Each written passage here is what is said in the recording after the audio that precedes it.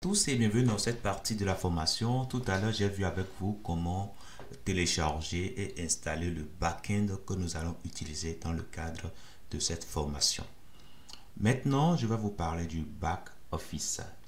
Je vous ai mis un fichier à télécharger, ok, qui s'appelle Back Office e-commerce build. C'est au niveau de cette section actuelle. Vous regardez au niveau de la section, vous téléchargez et puis vous pouvez faire l'extraction.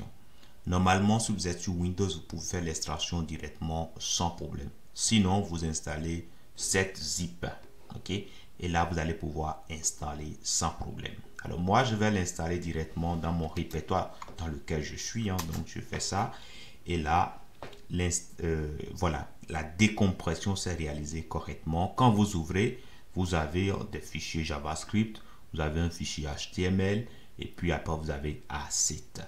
Je vais vous inviter à lancer tout ceci avec votre éditeur de code préféré. Moi, j'utilise Visual Studio Code, donc c'est ce que je vais utiliser. Ne vous embêtez pas du tout.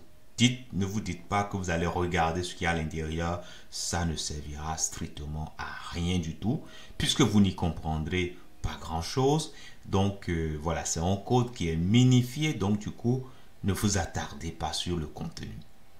Si vous avez FileSaver, je vous recommande, si vous avez FileSaver, vous pouvez directement cliquer sur Go Live. Sinon, vous pouvez rapidement l'installer. C'est très simple à faire. Vous allez sur vos extensions et puis vous recherchez tout simplement FileSaver. Alors là, je parle pour ceux qui sont sur Visual Studio Code, mais quel que soit l'éditeur, enfin l'éditeur de code que vous avez, vous pouvez trouver un serveur de développement que vous pouvez directement lancer. Ok, donc voilà pour ce que je tenais à vous dire. Dès que vous avez cela, eh bien vous pouvez simplement l'installer et puis après vous cliquez sur Go Live. Et là, normalement, comment dirais-je, votre projet va se lancer automatiquement. Et nous voilà ici sur notre interface de site e-commerce. Alors, j'ai fait en sorte que par défaut, vous puissiez avoir déjà quelques données. Ok, c'est pas facile de partir avec rien. Mais si vous avez déjà quelque chose, vous pouvez construire là-dessus pour évoluer. C'est justement pourquoi, au niveau des produits, j'ai déjà inséré 140 produits. Donc, avec des images, voilà, tout.